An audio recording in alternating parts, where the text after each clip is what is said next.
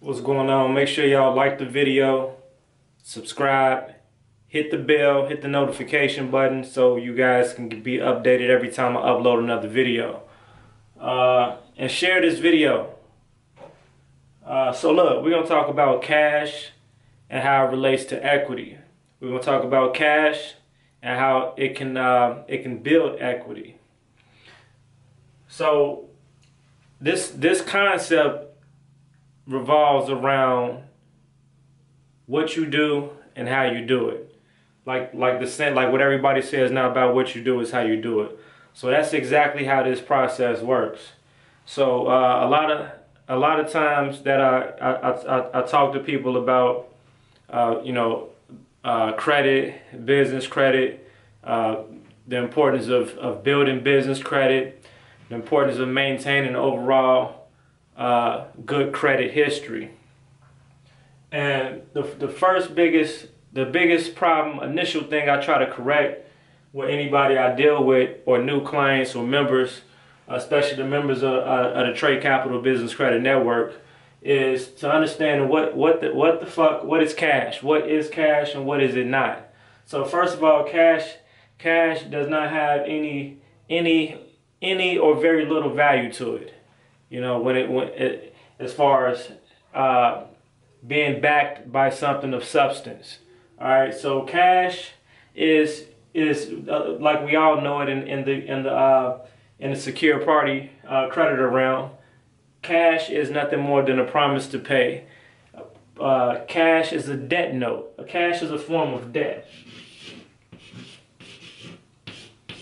So cash is debt. Debt is cash, or a form of debt, right? And equity is what is more so is on the credit side.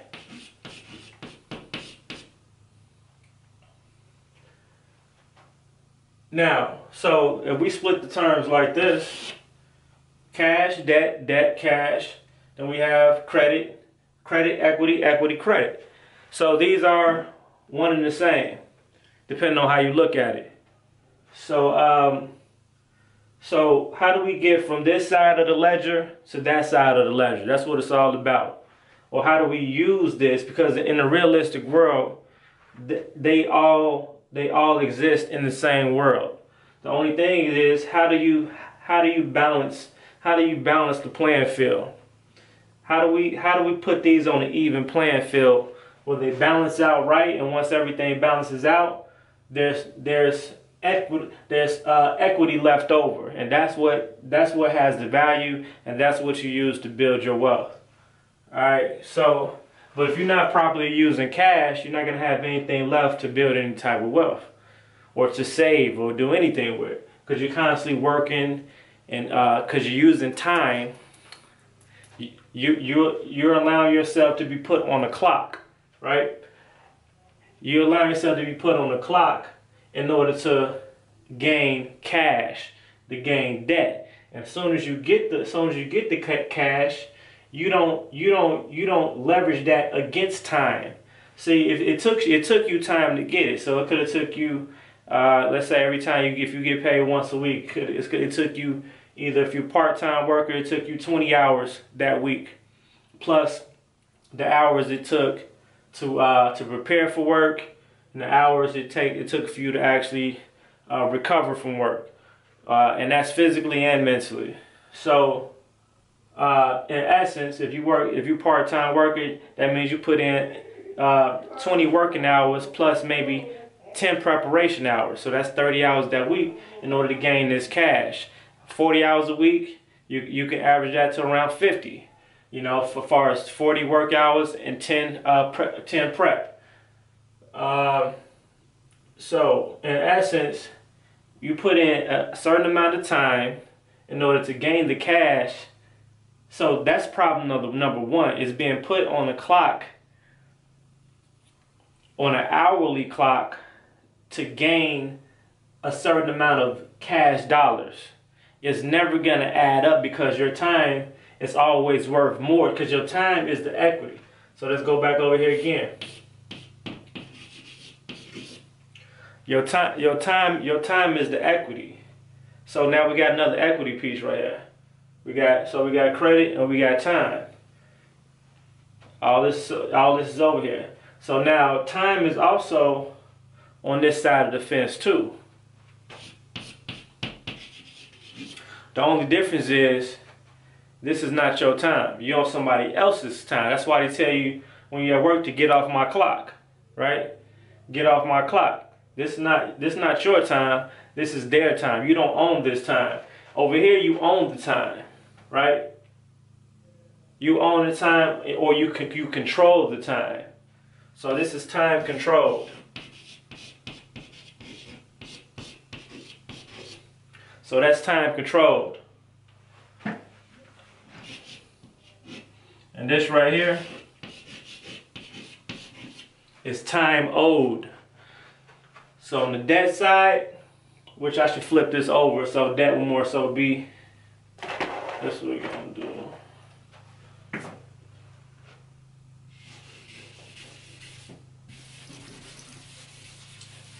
I'm freestyling this, so. Oops, I was gonna put debit, but debit also goes on that. So on the debt side, we have the debt side and equity side. So also, we're gonna add the word debit, and then we're gonna add the word. So we already have credit right there.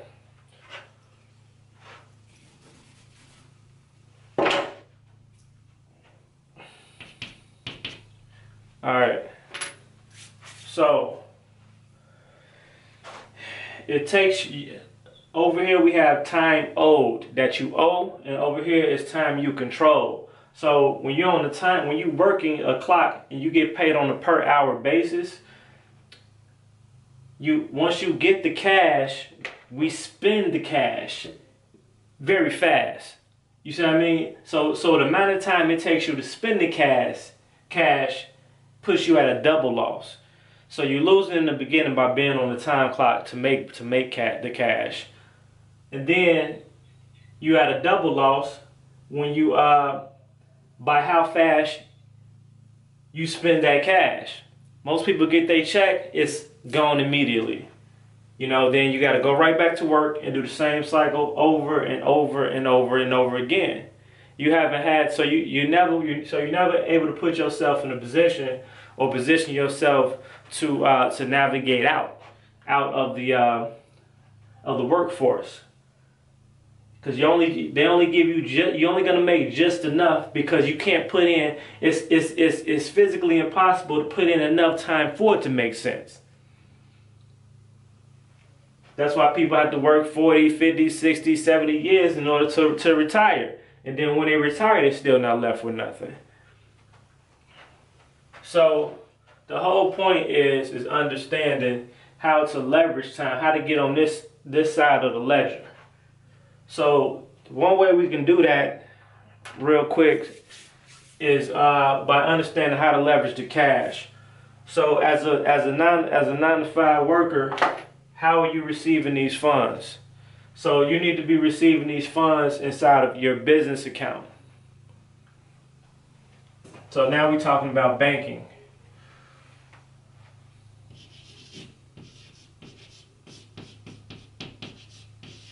Okay, so banking. So now we'll have cash rolling into the business banking.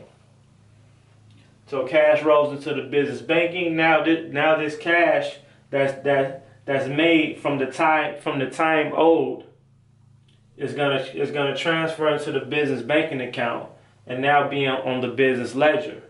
So that right there, now we position the cash that's made from time owed to be able to use that as leverage in the future by time that's controlled. So it's all about time, because that's not going to be an immediate benefit. But over time, like the end of the year, tax time, stuff like that, now that's going to count for something, because now this is going to count as business receivables. And then everything that you've been spending the cash on, because when you get your check, you're spending the cash on something. Car note, rent, food, cable bill, gas bill, light bill, etc., etc. Shoes, haircut, clothes, gas, all this stuff is getting paid out. And you gotta hurry, but you gotta hurry to get back to work because the next cycle is gonna come again. It's like the first of the month comes every time you turn around, you know. So the objective is to not necessarily change what we're doing, is to change how we do it and how we look at it. So we're gonna have the same cash come in from our sponsors, which is the company that you work for. So we're gonna have them say, you know what, we're not gonna pay. I don't want you to pay me personally. I want you to pay me in my business capacity. So I'm gonna go to the human resources, and I'm gonna give them the account and routing number to my business bank account now. All right, so that turns that employer into a contractor for your company that provides you report to provide them a service that you offer from your company, and they pay you. All right, so now since you have that business bank account set up, every time you swipe, every time you're spending cash, you're spending it using the business debit card. So you have proper bookkeeping of what you're spending. So now at the end of the year, you can reap the benefit. You can reap write-off benefits, which gives you your return back, your return on your time and your cash, which equals equity. Right? So this only can happen if you're doing things accordingly. Now, simultaneously, as you're building your cash flow from the place that you already put in your time and work in, you get paid in, we're gonna leverage this cash flow, and we're gonna be building a relationship with the bank that you bank with, and you're gonna eventually request a business line of credit for this account. So now this is gonna be reserve capital. Now, once you get this reserve capital, that's gonna produce a credit account.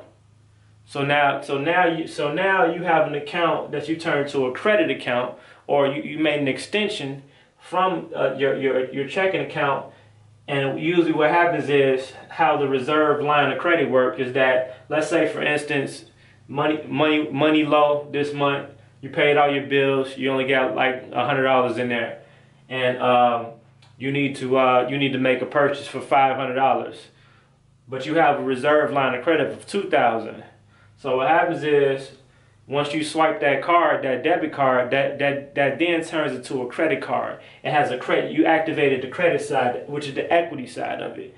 So now even though you technically only have $100 in there, it's gonna take that $100 cash, but then the remaining $400 that you're short, it's gonna take that from the equity side, from the credit side, and guess what? Once you pay that back, it's gonna give you credit, which is what you need to build more equity, and then you're gonna complete the cycle all over again, and then later on you're gonna ask for an extension on that credit. So okay, you got $2,000 now.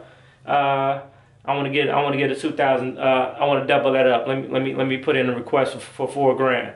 And this is how it works, because you build a relationship over time, with a particular financial institution, and now they don't mind extending you credit. And the cycle continues over and over again. Now, you go to the gas station, or whatever you do, you're spending cash, you're spending money anyway. So it's all about you want to get credit on the front end, and you also want to get the write-off benefits on the back end. And that's how you gain the full equitable value of your cash. You need the credit, you need the initial credit on the front end, and you need write-off benefits on the back end. That's how you reap the greatest value of the dollar, of the American dollar. You got to get credit, and you need to be able to write it off, because it's a business expense. People ask questions, well, how do I know if it's a business expense? Everything is business. When you go to the store, that store is a business. You're there shopping for products with that business, meaning you're conducting business, because you're transacting. Transacting is a form of business, is a form of commerce. So that's the misinterpretation people have. We don't know when we're conducting business or not. In reality, everything we do, doing any form of transaction is a form of business. So that's what we got to understand. Once we change the concept of how we think of cash, money, business, commerce, debt, all this stuff, then we can start to change the cycle of how we thinking, and change the cycle of how we navigate. That's what it's all about. You want to do proper business. You're spending the same amount of money at the same gas station. It'd be in your best interest to get a business gas card or a business fleet card. So now when you're getting that gas, you get the credit for it on the front end. And now since you have a record of that, now you can get that to your CPA at the end of the year to get the proper write-off. That's how you balance the books. So in essence, you're making money, but you're not actually spending money per se, or you're not spending as much. You're more so just transacting and balancing everything balances out over time.